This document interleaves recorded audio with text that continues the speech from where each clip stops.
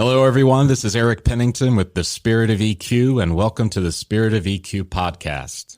Life is a journey. Spirit of EQ helps shape and guide the road ahead for individuals, leaders, teams, and organizations striving to realize their full potential through emotional intelligence.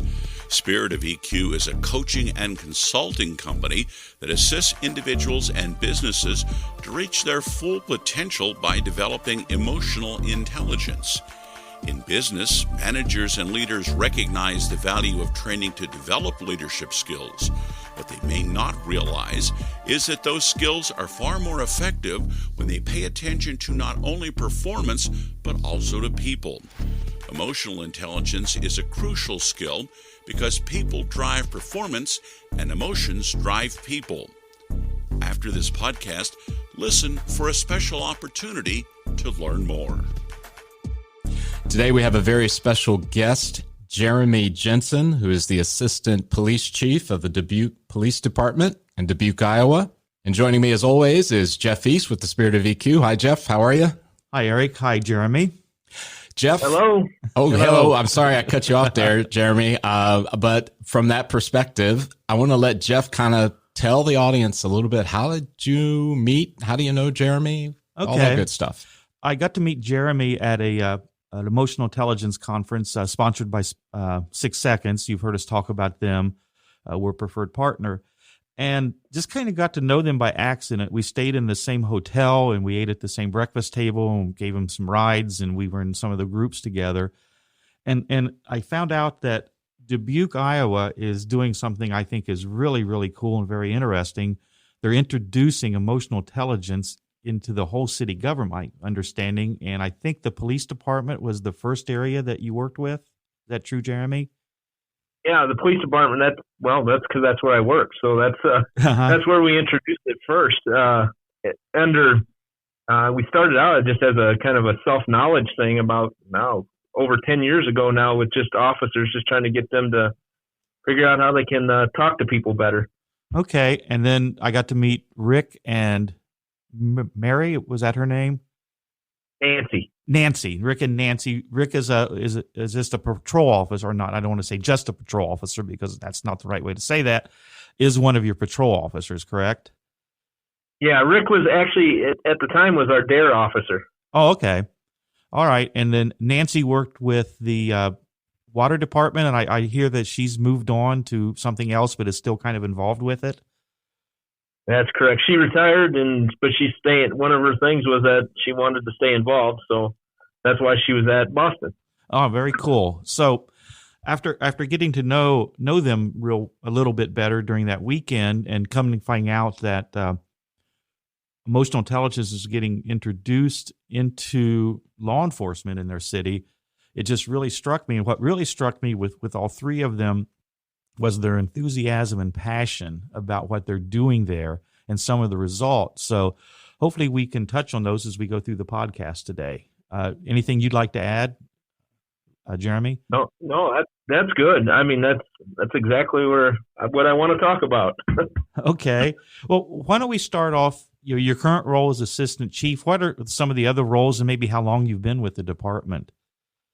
I've been in Dubuque for almost 26 years at the end of March.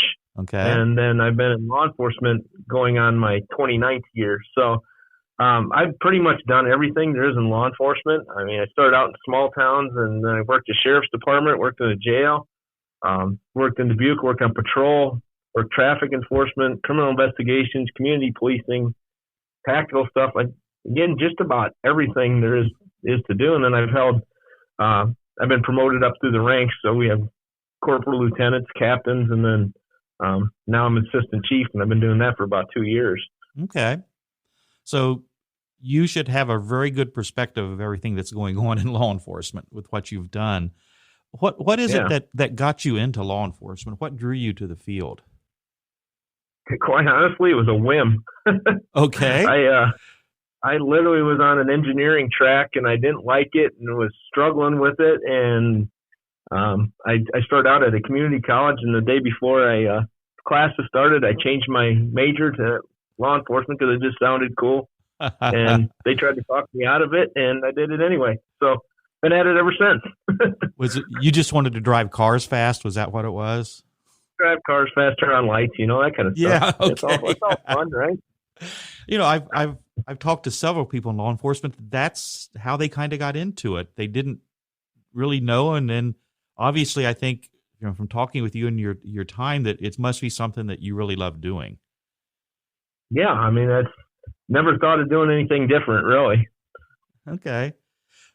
So, I know you've got a lot of experience. Can you think of one or two things that were your most gratifying experiences you had in working in law enforcement? That's a tough question, because it really is. It's hard to put an instance on it, because you have to. There's so much bad that goes on that you really have to kind of find those little things that give you joy. Uh-huh. So now, like now in my current role, the most satisfying thing, I have is a couple satisfying things in my current role. I'm able to affect change, and you don't feel like that when you first get in law. Can I do a lot of change? But now I can affect change within the department. But I also, I kind of live vicariously. Like somebody asked me if I missed the street, and at this point, I don't really miss working the street as much as because I get to know everything that goes on. So I can live vicariously through everybody and doing that. So to me, that's gratifying at this point. Like I said, early on, it's, different things, you may get a big arrest, or you may help somebody that really would appreciative of it, but those are the things that you just kind of just relish, and you have to keep those things to you, because like you said, there's a lot of bad things that happen in between. Okay, I'm going to jump ahead just a little bit. So do you think introducing emotional intelligence is going to help your officers when they have to deal with those bad things? I know that, there's, getting into the situations with somebody that's committed a crime, but you get into some other not fun situations. Do you think this is something I think for the officers themselves, I think this is emotional intelligence is more than just what I started. Started at this whole idea. I was working in internal affairs, and my number one complaint was rude and unprofessional. And this is back in the 2008 range, and as I'm looking at it, it's really like it's not like they're doing anything wrong. It's just how officers are talking to people and how the public's interacting with officers. But what I got to find out was that officers really don't, they're not really aware of what they're bringing to the table for communications, what's in their background. Okay. So historically, I mean, we've hired white males, early 20s that went to college, and they really didn't have but to understand what diversity that they are bringing to the table. And we're dealing with a diverse population. And we're just running into this where we just couldn't communicate. And, traditional law enforcement sense of, I'm in charge, I took control of this, you need to listen to me, wasn't working. So we started down that road of that self-knowledge component of it, and eventually went into personal empowerment, which is just the next level of that. And now we're getting into emotional intelligence, which is the whole person and the whole being, and really trying to figure out, how help officers navigate through their every single day. I mean, I eventually ended up getting a master's degree in communication because I like this stuff so much. Well, good for you. That's great. That's awesome. Yeah, so I mean, that's really, and my whole master's practicum was on this whole idea of that we're bringing a power dynamic to the table for communication. So the officers need to understand, what's setting them off and what's triggering them, and how they're communicating with people. So this is really the way to do that. And the majority of their day is spent communicating with people, a lot more than they use force. So this is something that they need to learn to do well and navigate well. It's interesting, Jeremy. I was thinking about what you were talking about, and I know, like with my son, I always told him as he was growing up, I said, there's really only two words you use with a law enforcement professional. Yes, sir. And though he laughed a little bit, we really kind of I took the time with him to kind of illustrate that, whenever you're being pulled over or being asked by a police officer, a law enforcement professional to do something, you want to have de-escalation in your mind. You don't want to find trouble. You don't want to pound your chest or be defensive, those kind of things. So I'm imagining, because of the different stories that we've seen and heard, where day in and day out officers are confronted with maybe folks who are not emotionally intelligent and maybe kind of do feel like, hey, I should be able to get back in your face and escalate.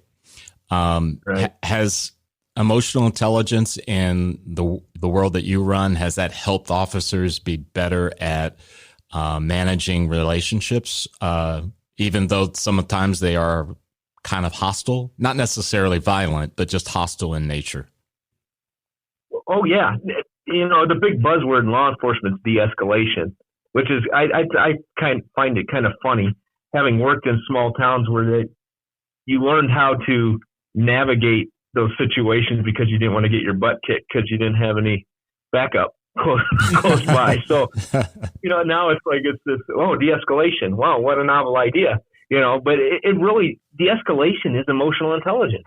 If you look at that, and for our officers to be able to, for one, just to kind of be able to put themselves, use the empathy component, put themselves in somebody else's shoes. This may be the worst thing that's ever happened, or you don't understand, or spend more time talking to them and finding out what's going on. It may not really be the officer they're mad at. It might be 3 situations ago that's the carryover. So having officers spend more time and really just trying to talk. Sometimes it doesn't work, but for the most part it does. And so to have the officers be able to, and then on the flip side, know themselves enough to know when they're triggered. And we all have triggered for something, or knowing that. Another myth in law enforcement was law enforcement academies used to teach, when you leave work, you shut that off and you go home. And when you leave home and you go to work, you shut off the home life. We all know that you can't do that. Nobody has that switch in their brain to do it. And so to have officers be able to understand that, recognize that they're having, they're being triggered, or they're being emotionally hijacked, they can. It helps them navigate, but it also helps their people they're working with recognize it and can help intervene with it too. Yeah, because I, kind of again going back to my son and the idea of when you, in our case, being pulled over, and in his case, speeding a lot. I think back to the times that I've been pulled over, and what kind of emotions were flowing through me when I saw the lights, and I knew that the officer was looking for me, right? And I could probably realize that I was going too fast, or even if I wasn't maybe consciously speeding, and just that the fear, the apprehension, the frustration, all that stuff's flowing through you. I just think it's great if the more emotionally intelligent officers that are out there, and in your case, obviously in Dubuque, that maybe they're conscious that that's probably some of the stuff that's flowing through me, which might help them as they approach me, right? Correct. Yeah, absolutely. You're recognizing that, it's nobody wants to be pulled over. You kind of take that for granted. It's like, well, you got pulled over. Why are you so upset? Like there's that factor just in and of itself. I just got stopped, but you don't know the backstory. There may be more going on. And really, if we're in the business of truly helping people, some of that is to help them navigate some of that emotion too, and it's kind of a byproduct of it, but it really is. It's they always say the best cops, they can talk them out of anything, but they're really, the best cops are really the emotionally intelligent. I mean, they're just good at it. They do it naturally, but we found that it's a very small percentage that does it naturally, but there's a very big percentage that we can reach and teach how to use the emotional intelligence principles. Yeah, because it is learnable. Absolutely. Yeah. This wasn't something that I was even thinking about until we started talking. For a lot of people, one of their favorite shows is the Andy Griffith Show. And I do the contrast between Andy and Barney, which one of those was emotionally intelligent and which one of them wasn't. Right. Yeah. Andy didn't even carry a gun. No. And that's it, because he could talk to everybody. And again, and there's an old stigma in law enforcement that used to be that, those cops are going to get killed. Those are the cops that are too soft. And really, it's the opposite of that. It really can be. Randy didn't carry a gun. I get that. But for the most part, it doesn't mean that the officer isn't still able to make the arrest or use force when necessary, but it diminishes the whole idea that maybe we have to use force. Maybe we'll talk to somebody, spend another 20 minutes talking to them, and in the end, nobody goes to jail or the problem gets solved and it doesn't escalate, and we have just now have a new, or at least that officer has a person that now respects them and that they can talk to, another step towards that police community relation.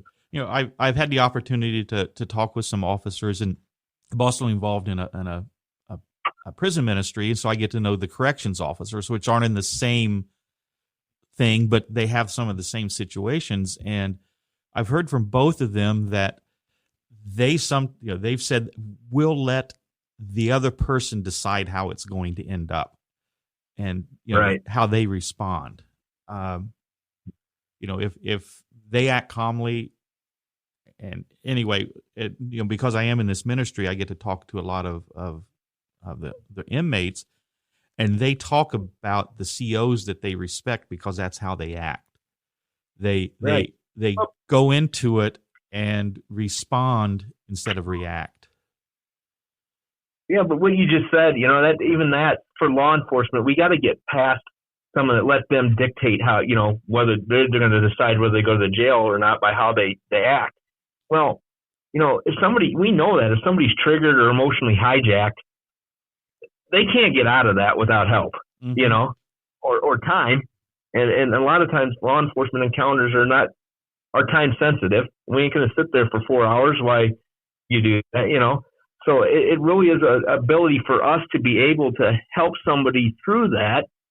And our goal is crime prevention. That is our goal. If you never commit a crime, so if I can talk you down, or I can talk you into where you can even start a little bit thinking about, what triggers you, mm-hmm. that helps us in the long run.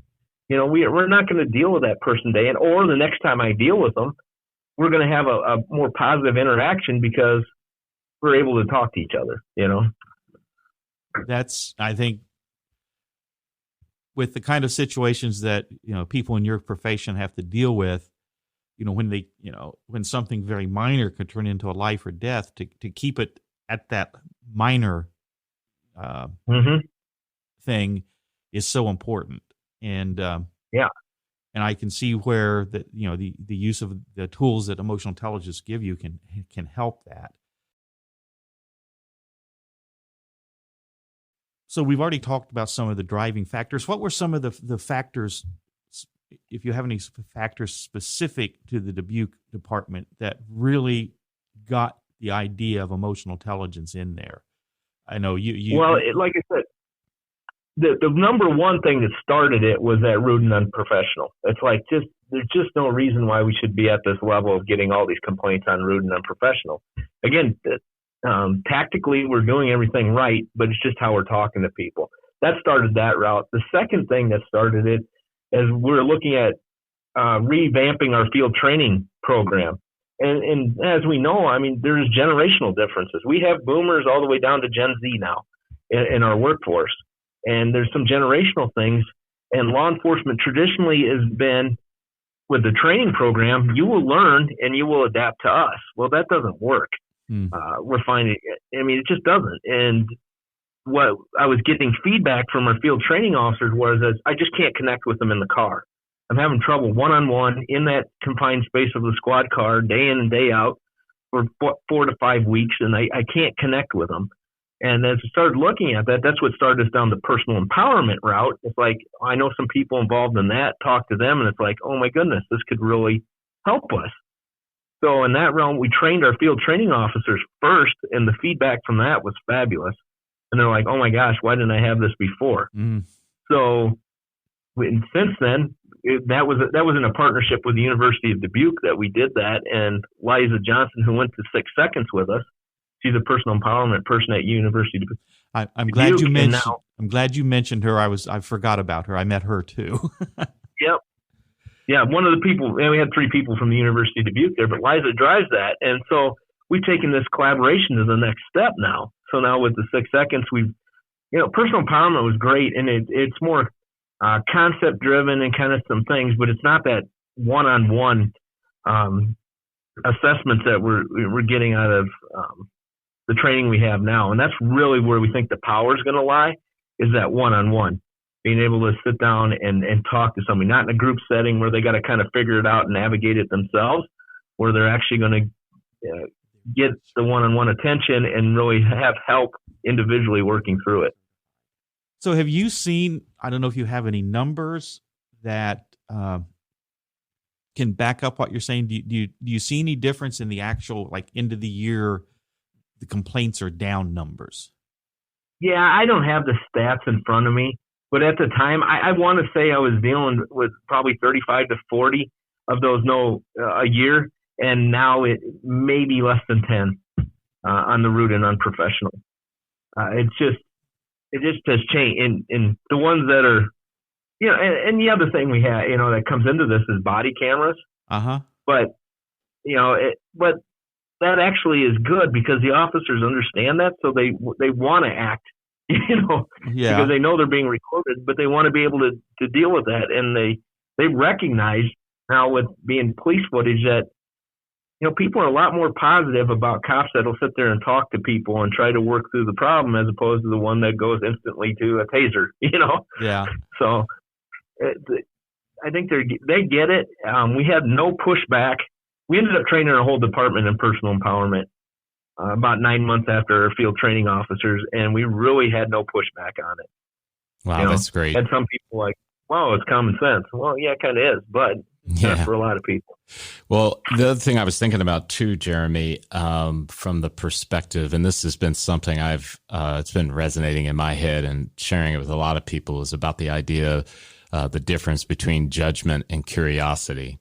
And this idea that judgment is quick and it's easy, but oftentimes lacks the right amount of information or data to really make a decision. Whereas curiosity is that desire to learn, to understand. And there's a local police, suburban police department, and I know the lady and her son, and they live in a fairly it's a nice neighborhood type situation. And she was scheduled to pick him up to take him to basketball practice. And she was running late, and he just decided he was just going to go ahead and, jog, run over to the gym and just do it by foot. So one of the officers that was patrolling the area saw him, and he's an African-American male. And he was dressed, just in, I don't know exactly his attire, but I'm sure it was what you would expect for someone who's going to play basketball, practice, that kind of thing. So I guess they pulled him over or asked him to stop. And at first it was just, kind of an inquiry. And then it turned into, we need you to put your things down, and they really got fairly aggressive with him. And I'm certainly not one of those types that takes one incident and says that's the norm, but it did get me thinking. And how is it that particular officer sort of leapt to that conclusion? And again, I want to stress to you and the audience as well, one incident does not make for a trend or the norm. However, there's opportunity to learn, right? So I was just, when you were talking about that and all the things that you've done, has the feedback from the officers that have gone through this, has it been, I'm certain that it's probably been positive. However, has it been a case of where they've said, I now have tools to handle more situations, or what are some of the things that they're saying after going through it? Yeah, and I think the best way to describe it, so, we're taught at the law enforcement academies, we're taught some things that situation you described is exactly classic textbook law enforcement. So as they're taught, again, not using emotional intelligence and prior to this de-escalation kick was, you're in charge. You take charge of the situation, okay? They will do what you're told. Anything in their hands can hurt you, Well, that's a pretty broad statement, but anything in their hands. So hands out of the pocket. Keep your hands out of your pocket. Let me see your hands. Put your stuff down. Let me talk to you here. You need to identify yourself. Why? I'm the police. You need to listen to me. So identify yourself. Tell me who you are. I have a right to know who that is. You see how this is starting to amp up, right? Yeah, absolutely. On that situation as I'm doing that, but that's how cops are taught initially. That's my point with this, is that if that cop comes in, now add an emotional intelligence piece to that, which is I can still take charge and still explain to you what's going on, right? By the nature of my badge and my uniform, I have a power dynamic already there. So I pull up and say, hey, here's what's going on here. I saw you're running. We had some burglaries in this neighborhood here, and I'm headed to the gym. Got to meet my mom. Oh, that's great. You change this. It changes the whole conversation into this, from this confrontational. Show me your hands. Even that to basically, hey, can you just keep your hands out of your pockets? I just don't. I don't want to have to pat you down. I don't know what you have in your pockets. I don't know that. It's my safety thing. I'm paranoid, and it's putting it back on me, not on you. And it's like, I'm just that way. And as you talk through these problems and recognizing, but then as I'm being curious, because that's the nature of our job, we should be curious because that's how we solve crimes. But it's, asking the question, and eventually you find out that he's just jogging, running to the gym. I just left this house up here and I'm heading there. This is what I got going on, and it's not this where I'm already assuming that a burglary just happened because you got a backpack, you're leaving this neighborhood, you don't fit the neighborhood, quote unquote, and that thing. So that changes that, and we as law enforcement, even to that scenario, had to change that. We have to ask a lot of questions. We got our dispatchers asking now, when they said there's two black males standing on a corner. We got our dispatchers asking, well, what are they doing? In and of itself, because traditionally in law enforcement, we're told you got to respond. If somebody calls, you have to respond. Well, no, not necessarily. So we're changing even that. It's a cultural change for us. Wow, that's great. That's great. And so just that cultural change you're doing, I think emotional intelligence would be able to play a major part in that. With the absolutely, to start understanding, when Eric and I talk with clients, basically we're telling them that emotional intelligence helps you make better decisions, and making a decision to change how you do things, is something emotional intelligence can help if you can show them that there is a benefit to it. Just going to go back. The benefit to them is that they're not getting complaints. They're not getting, internal affairs investigations. They're strictly from just that point of view, but they're also finding out that things go so much easier. They're not rolling around on the ground with someone. Yeah, I don't get hurt because I'm rolling. Anytime you roll around, you get hurt some way, shape, or form. Mm-hmm. And so I'm not getting hurt. I'm not using force, which is most likely to get me, looked at. I'm not. The backside benefit is I use emotional intelligence when I talk to this person. Next time I deal with them, the conversation is going to be easier. It really does work that way. And to have that in your toolbox is just it's a good tool. It's a very necessary tool. Like I said, we got all this stuff in our tool belt, our gun belt, that we train a lot too, but we don't train a lot in communication, and that's where emotional intelligence comes in. I think in one of the discussions I had with you before, you mentioned that there's very little of this, like when an officer is attending academy, that this is just not very much. Do you think this should be a major component now? I absolutely believe so. And again, this is a cultural change. De-escalation's coming in. It's a step in the right direction, but de-escalation is literally just a small portion of emotional intelligence. Okay. And so, for us, we're training our new officers in emotional intelligence, and we're going to even be taking it, another step with and doing these one-on-ones with them. But yeah, the academies, again, like I said, recognizing, and my research says that 97% of the day will be spent in communication, but they spend 2 hours on de-escalation in 17 weeks. I think there's for one, it's just missing the boat. It's a missed opportunity for for officers to really become the officers that, the officer's like, man, that guy can talk to anybody. Well, you could learn how to do that through emotional intelligence. Have you noticed the attitude or the I put down happiness in my notes, but the attitude maybe of the officers, is it helping them in general as a person learning this? I think so. I think what you see is the officers not so us against them mentality. That's a stressor to begin with. And again, another thing we're taught culturally, we're the thin blue line between good and evil. We're the sheepdogs watching over the sheep, and we kind of start out with this. That's kind of a level of stress, if you think about it. Yeah. And so, the officers, they have the ability to go out and just like, you know what, you just need to, when you just talk to people, it isn't all about the arrest. It's about, it's true. We're really truly getting back to helping people. That's what we're here for, That's really encouraging. That's what really interested me. So have you had much resistance to introducing this, maybe to the, people my age, the boomers, the older ones, or even in the citizens that think maybe, oh, you're not going to be tough on crime if you do this? No, I think it's the opposite. For one, it's the opposite with the citizens. The citizens love it. We did some media stuff with it when we did the personal empowerment, and the feedback was incredible on that. The officers themselves, for the most part, get it, and they understand why.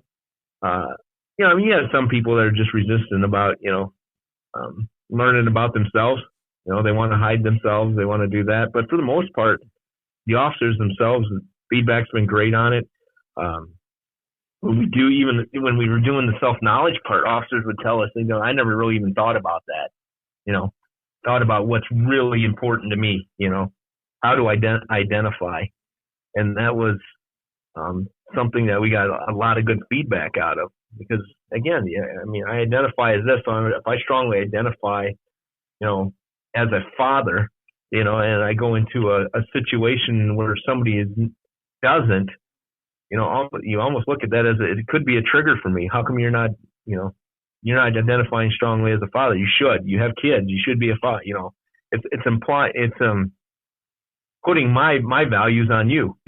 So that's where emotional intelligence helps navigate that.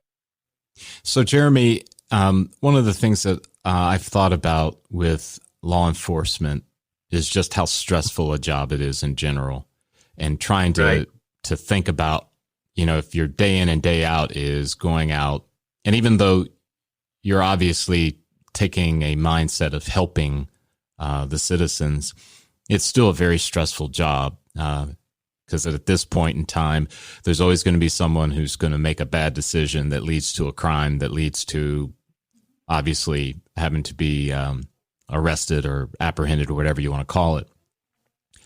So have you found for yourself personally, even though I know you're not on the street day in and day out, has emotional intelligence helped you managing the stress that is inevitable just being a police officer? Oh, yeah. If you look at just, so even like my job now, majority is personnel, and that can be stressful. Yeah. And so to understand, where is somebody coming from? It's easy to say, buck it up, get back out there.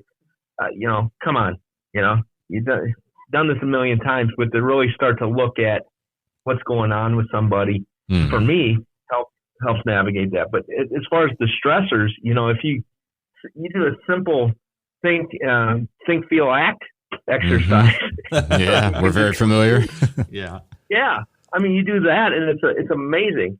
I volunteer coach, and I did it without even thinking about it. I did it with one of my wrestlers the other day, and did that whole exercise with them and got done. They're like, "Oh, I just walked you through this without even really." So I'm not even thinking about doing it. I'm just doing it. Which helped him and helped me help him. So one of the things really, really good.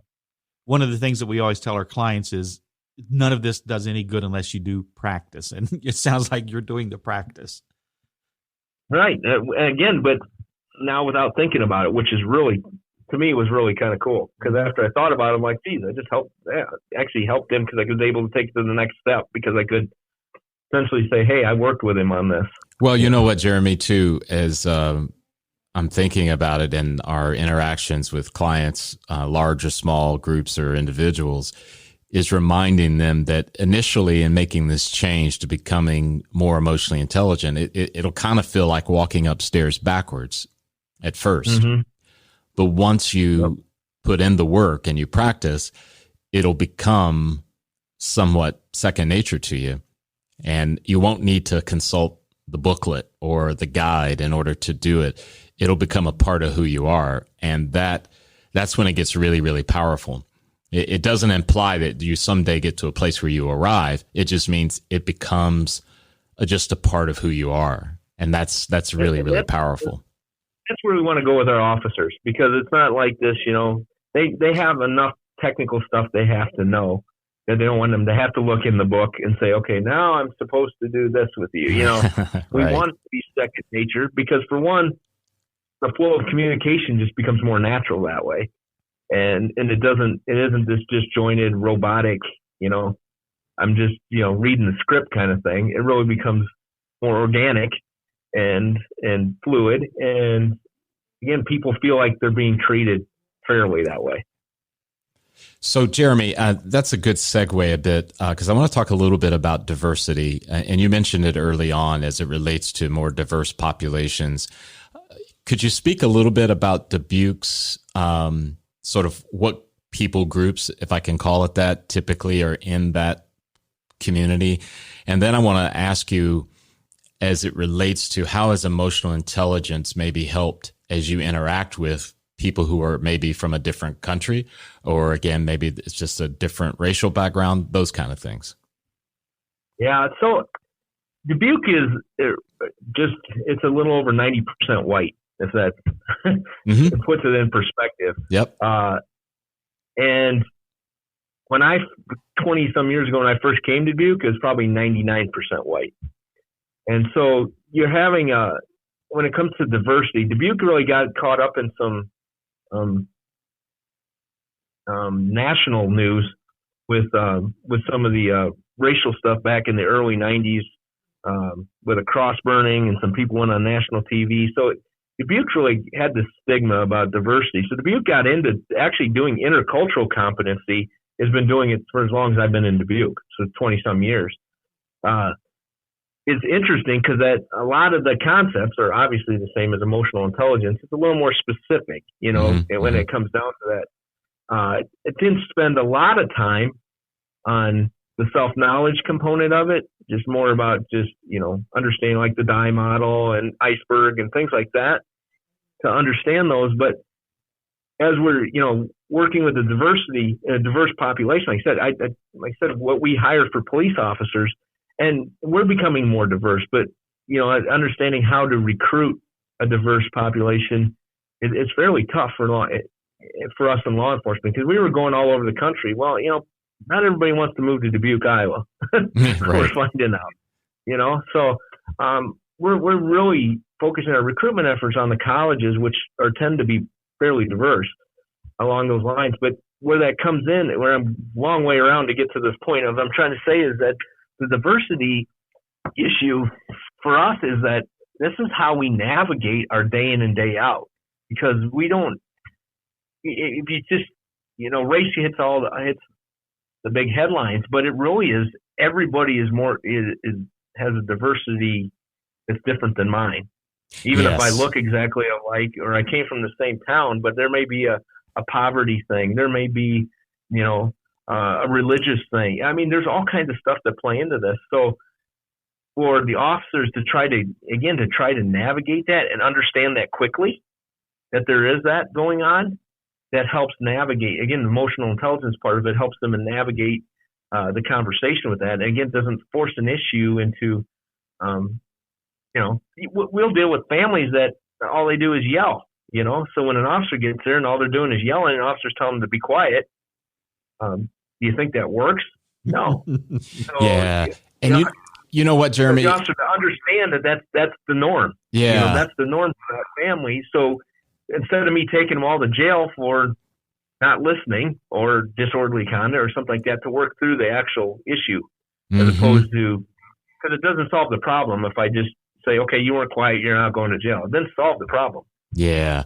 And I was thinking about that. You mentioned about diversity can be defined in multiple ways, right?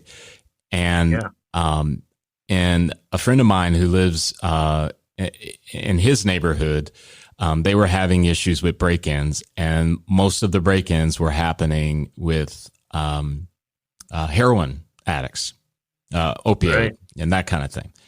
And, the typical profile, if I can use that term, was white, male, typically millennial, right? And I remember we were having this conversation, and basically he said, you know, if I see an African-American male walking down our neighborhood street, wearing whatever, I don't even think twice about it. Doesn't bother me at all.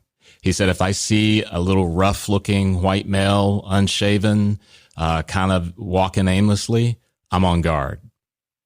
Right. And that's a neighbor. That's a citizen, right? And I think sometimes we forget that, you know, this diversity thing is split in many different ways. And that's what I love about emotional intelligence, is that it allows you that, or not allow, it empowers you to approach people again with that mindset of curiosity. Why is that white middle, millennial male looking, unshaven, unkept, walking in this neighborhood that has houses that are at the higher end of the market in this particular city? What is he doing? Right. Versus making that quick snap judgment that, oh, well, he's white, he's a millennial, he's a good kid, let's just keep on going. Versus if it was someone who they saw that was Hispanic or, whatever. That's just, it leaps out to me. So I'm glad that you brought up that point about the multifaceted nature of diversity. I was going to say that, the diversity, and for us as the officers understanding what their diversity is. Again, it's just, I'm 22-year-old white male, went to college here in Iowa.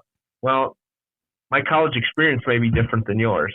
There may be a whole different thing that goes into that. And that's what we really want to have the officers understand too, is what they're bringing to the table. Yeah, that's great.